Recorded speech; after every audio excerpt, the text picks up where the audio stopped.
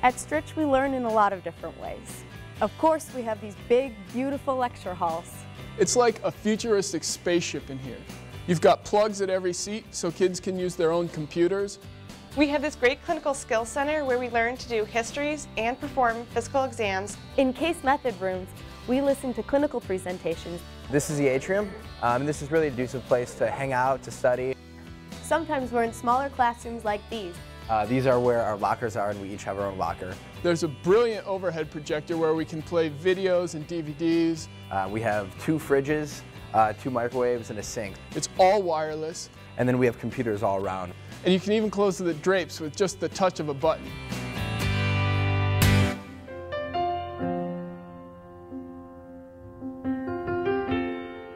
We lived in the MDLs, in the library, and in the classrooms, and sometimes we ventured down into the cafeteria. At that time, we could say we were low-tech. Some of us actually had these things, which at that time we called a pen. Mine could only write in black. Dr. Rigitano, who came from a wealthier family, also had one that could write in red. When I was a medical student at Stritch, our standardized patients were each other. We were, of course, told by our professors at the time that tape recording lectures was absolutely, positively unprofessional. We had a thing called the carousel, and we also had these important slides which would exemplify specific parts of the curriculum for us. We did the only thing we could. We hot-wired the professor's microphone and recorded each and every lecture. This is our MDLs where we spent so much of our day. We would come here in the morning, throw our coats down here, and put our lunch and our books and whatever we could fit in this one drawer. The medical students practiced on each other, listened to heart tones on each other, did physical exams on each other. I didn't even know there was a hospital attached to this place for a long time. We drew blood on each other. I got home that night and it looked like I was a heroin addict with great big bruises all up and down both arms as we ruptured all our veins. I think actually we still have in the ceiling of this auditorium the cable that we spliced into back in 1980. Here we go.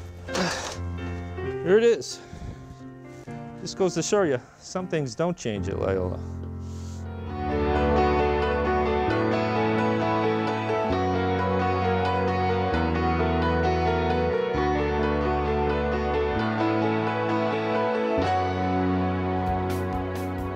Well, obviously a lot has happened over the years. Not only are we housed in a great new learning facility for the medical students, we've seen our curriculum evolve over the years.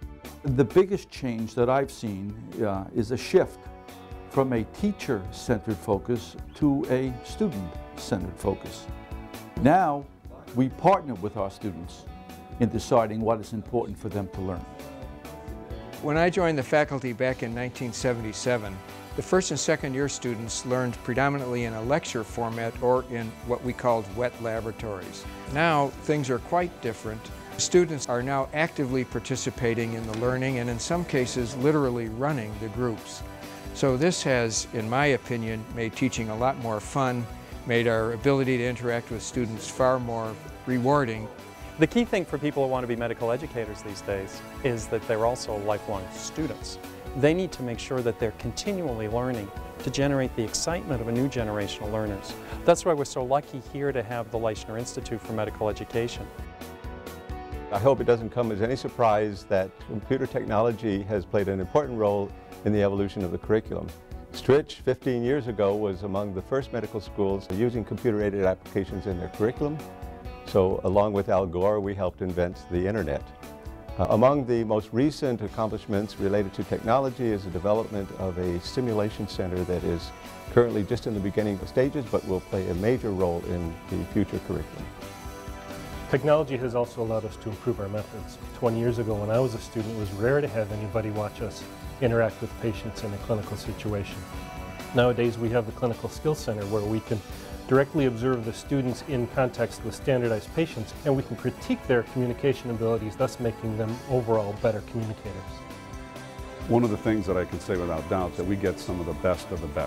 And with the expertise that we have in the many different areas on campus is really, I think, a new evolution in how we educate medical students in the 21st century. They will be our legacy. They will go out and make us proud, I have no doubt. I'm going to give you back your flash drive. Why don't you just email it to me and I can upload it on my iPod and then I can read it at home. Sounds great. I'll get it to you tomorrow.